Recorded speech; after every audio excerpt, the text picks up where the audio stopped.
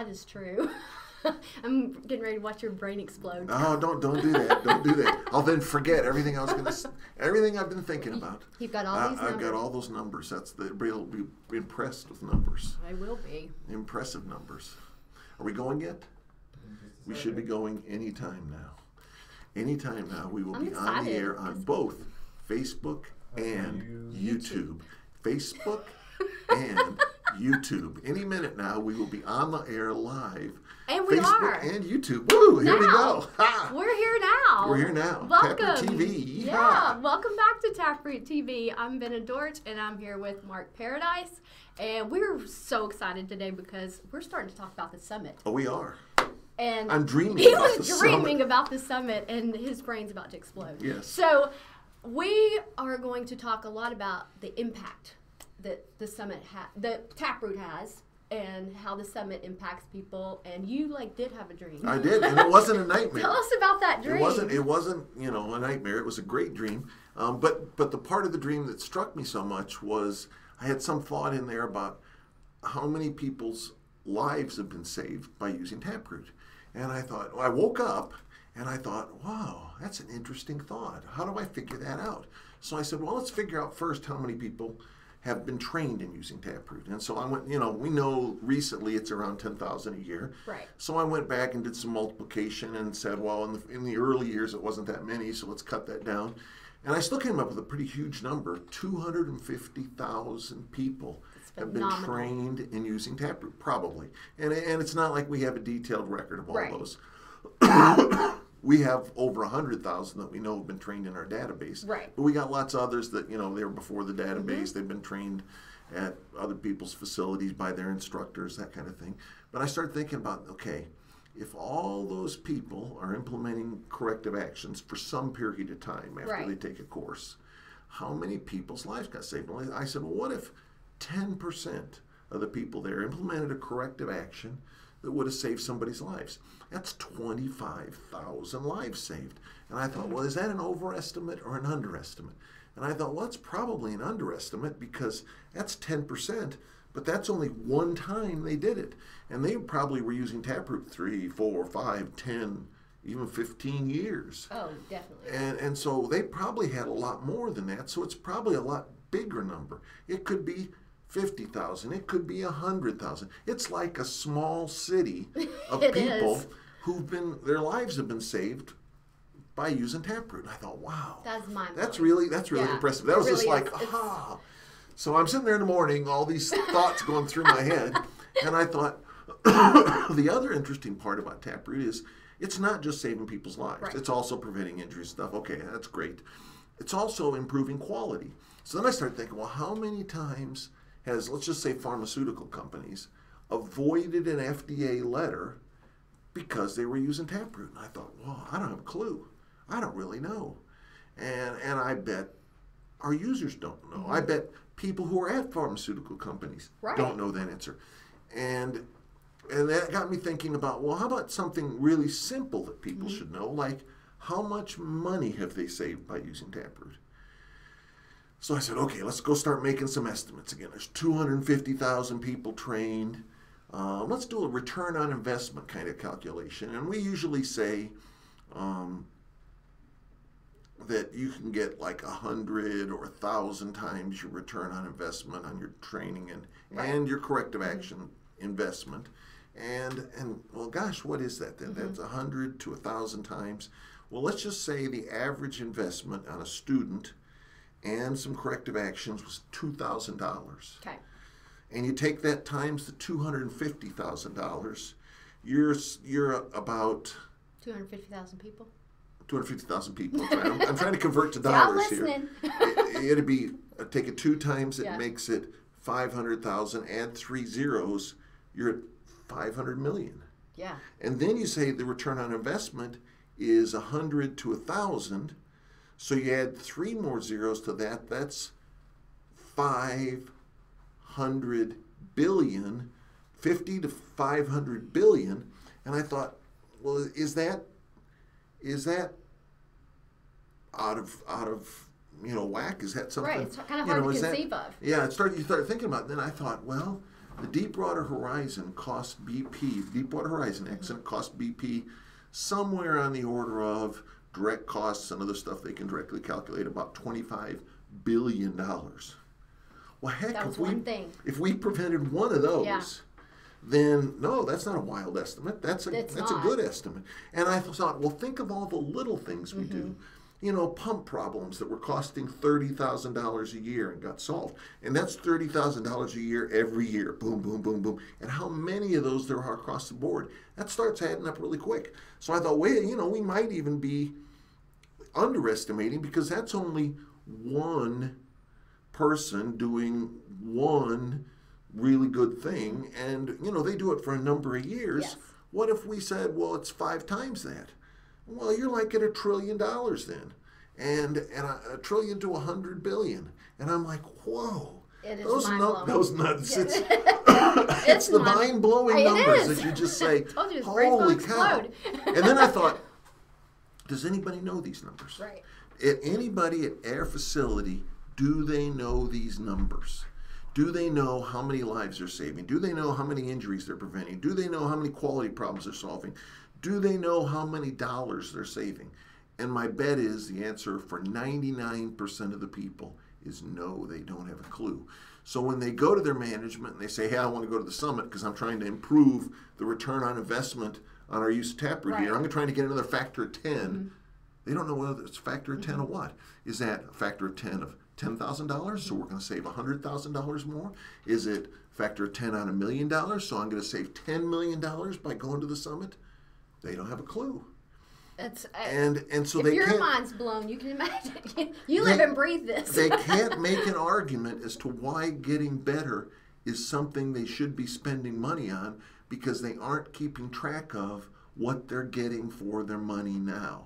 And that's something I think everybody needs to be doing before they go to the summit, is to start figuring out, where are we? What are we doing to save lives? How much are we saving now?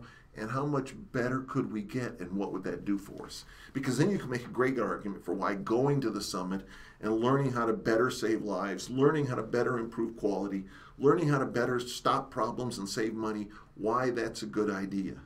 And so I just thought that was just like, holy cow. That's why we call it a business critical for a company. We know that. Yeah. But how do you convince your manager of that? How do you convince them that, you know, well, okay, so nobody's going to say going to Houston, Texas is a boondoggle. At least I don't think so. We're going to Montgomery. Well, Montgomery, Texas, they will surely think that's a boondoggle. That's just like Vegas, but it's right? a resort. It is a resort. You're right. It is nice. But it isn't like, you know, sometimes you go and you say, well, the boss is just going to think you're just wanting to do this because it's a boondoggle. And you have to convince them that, no, this isn't a boondoggle. I want to go for good reasons. I want to go to save people's lives. I want to go to improve this quality problems we're having. I want to go to help the company be more profitable. And doing that is just a really big deal. And you've got to have numbers to do that. You can't go to a business-oriented person and say, it's wonderful. You should go there. It's nice. So you're giving them homework. It is homework to do.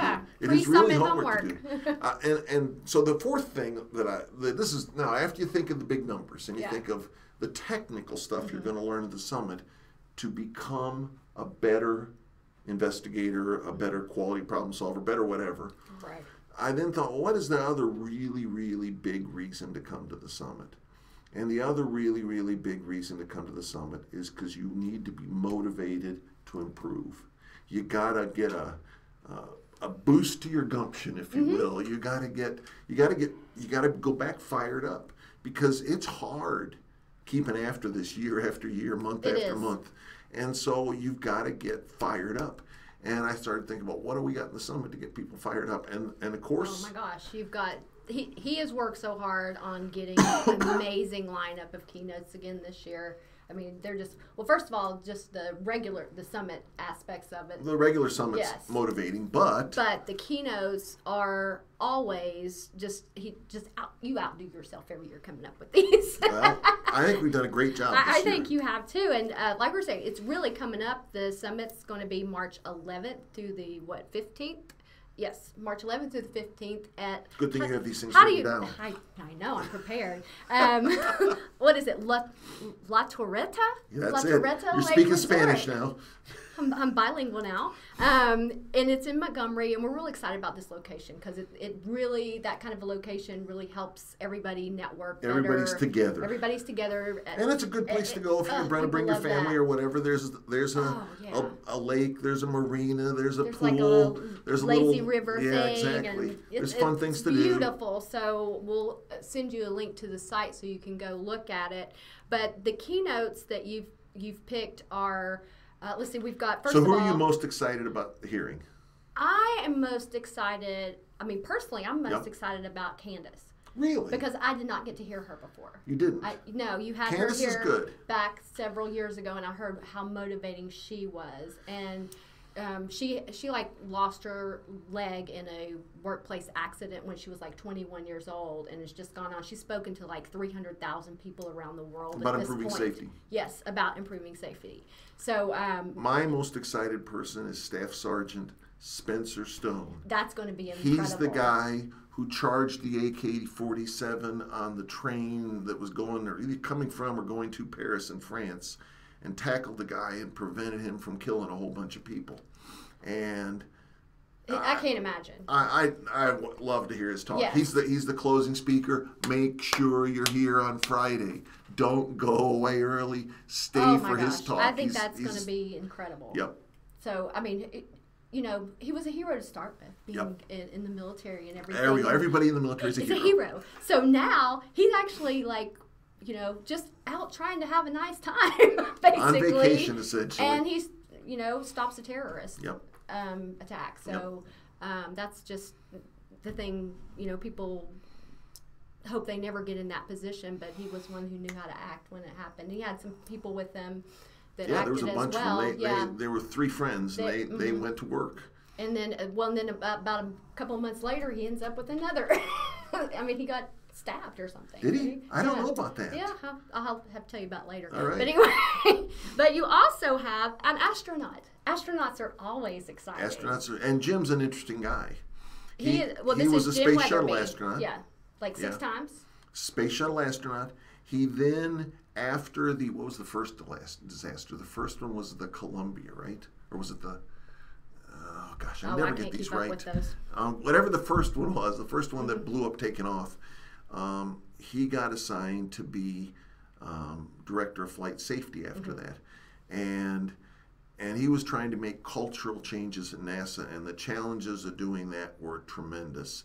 He's also been on the BP Safety Oversight Board after the Texas City refinery explosion, and trying to help BP change their culture. So he's got a lot of really good stories and some practical techniques for people who are trying to improve performance. And he's really our opening speaker then. He's going to talk about controlling risk in a dangerous world. So we almost have a little theme going here about danger. That's going to be But if you're not a safety person, you can think of this as, how do we use this to improve quality? Yes. Or how do we use this to save money or whatever? Because the same kinds of techniques can be applied across the board. Yeah. And, okay, who else you want to talk about? Oh, there's this really good one that we'll be talking. He's got a really intense topic, too. Decisions that get people killed. That's me. That's you. Yep. I had this idea the other day when I was looking at major accidents, and every major accident, senior management's involved. Senior management has made decisions that got people killed, and they don't have a clue. Even after the accident, sometimes they won't admit that they had any factor to play, any decision they made helped lead to that accident. And so I think all senior management should know what kind of decisions they can make that get people killed. A lot of times you say decisions that get people killed, you're thinking it's the guy doing the work, right? He decided not to have a lockout tagout.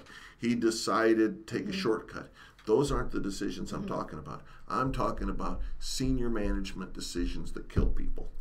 And so that'll be an interesting talk. That sounds intense. It is intense. That sounds very intense. That's the first thing Thursday morning, so that's a nice thing to wake up and go to work. And after we've had the reception the night before. And then, there we go. First thing, good thing to talk about. I think it's going to be amazing. And, that's just a small part of what's going to be at the summit. And it's a 3-day event with two days of pre-summit courses leading up to that. And they're all designed to help this impact. You forgot Carl. What? I didn't know. Carl Dixon's the closing speaker, yeah. Closing speaker? The closing speaker on Wednesday. Okay. Well, he's gonna. Okay, so Carl always. I don't want to say always is on our team, but for the last 5 years he has been. So everybody knows Carl, but he's once again going to give sort of an update on his life and what happened to him after his major accident. And, quite a story. And this is a rock star who almost died, almost lost an eye, almost lost an arm. In an accident down in Australia, and has come back from that to lead a very productive life. And that's a very interesting story also, and that's our closing story on Wednesday. And then he'll sing for us. And then he'll sing for us and let Wednesday Mark night. Sing with him. Oh gosh, that's not, you don't want to tell people that. You don't want to drive them away. And Michelle and Dave. And anybody who wants to sing, this is going to sound strange. You can sing with a rock star if you come to the summit. That's a point right there. Everybody should be coming just so they can sing with a rock star. Well, I think you can tell we're excited about the summit. Mark talking about these numbers earlier, we know the people who come to the summit, they are very serious about what they do. They take everybody's lives at heart every day when they're on the jobs, and they take it extremely serious. But these numbers are something they probably haven't thought about. I don't think people do this. It's just incredible, the ripple effect of what's happened over the last 30 years with this company and the people who use the system. So and coming to the summit is trying to make a times 10 or a times 100 better return on your investment. And if these are the returns now, imagine if we could make it better. That's what I always think of. Imagine, and we have knowledge. We have knowledge we want people to get that can take you from where you are to where you want to be. And you got to come to the summit to get it. I try to write little articles in the newsletter and things, but you really have to come to the summit to get it. Well, a lot of that knowledge comes from those the people who attend the summit. That's a good point. That's a good point. They are the people doing it. The sharing between people. Every year I learn things that I've never heard before, and I've taught a lot of courses, and that sharing is a big fraction of that knowledge you take home from the other guys who are out there doing it in the field and have lessons learned, have best practices, have things they share. And we do a really good job of getting people to talk to each other at the summit. And a lot of people and this will be a really great one since nobody can leave. Yes, they won't want to leave. They won't want to leave. But that sharing is really intense. And it's hard to explain to somebody who hasn't been there. And the two things people tell you at the end of the summit usually, well, sometimes it's one of the keynote speakers they heard. It is like, wow, that was so impactful. But a lot of times it's the things they learned from other TapRooT users is the real things that made the summit worthwhile for them. And that's, I don't want to say we didn't plan it, because we do plan it. But it isn't in the schedule. It isn't on the agenda. No. It's sharing that occurs in addition to everything else they get. It's like the passion and the dedication of the people who come. And they are, when I have somebody who's doing a new TapRooT course, they've not had TapRooT at their company, one of the first things I want to tell them to do is come to the summit, because you cannot kick off your program any better than coming and talking to these people. They'll help you stop you from making errors and just your implementation. If you just think of it, it's not just the speakers. Everybody who attends it, it's like 300 experts from around the world that you're going to get to talk to. You may not talk to all 300, but you'll talk to a sizable fraction of people. They'll be happy to talk to you, too. And it's really a great place to get together and to do that. We're excited. So I'm having dreams about it. He's dreaming about it. We're having little brain explosions, all these kind of things about the summit, because it really is that great, and it really is that important, incredibly important for your program. So we do hope you're going to start planning your budgets now for 2019. When is it again? March 11th through the 15th. Yep, and then that's 2-day courses in front of it. If you don't know how the summit works, Monday and Tuesday are courses. Yes. And if you want to know more about measuring performance, you should sign up for the trending course, because we're coming out with a new book this year that'll be in the course. That's right. It talks about measures, and it's almost to the publishers.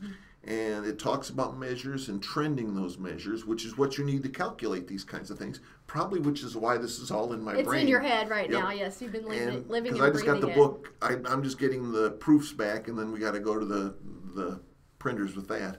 So that's one thing. That would be a great course to go to. Yeah, and there's lots of other really great courses there too. There are really some great courses, and it's a great way to add to your TapRooT knowledge or refresh your TapRooT knowledge on the 2 days before the summit, and then the summit is Wednesday, Thursday, Friday, and we're done at around noon on Friday. Don't leave early. Don't schedule a plane. No, you're not going to want to miss like that. 2 or 3 o'clock because you don't want to miss Spencer Stone. You want to be there to the end. You want to go up and shake his hand when he's done. Yes. And you want to stay till the very last I'm excited. of the summit ready. Because it's always, I try to save my best speaker for last. And sometimes they're also good. Because they are also good. Sometimes that's true, but I try to anyhow. Yeah. Because I really want everybody to stay till the end.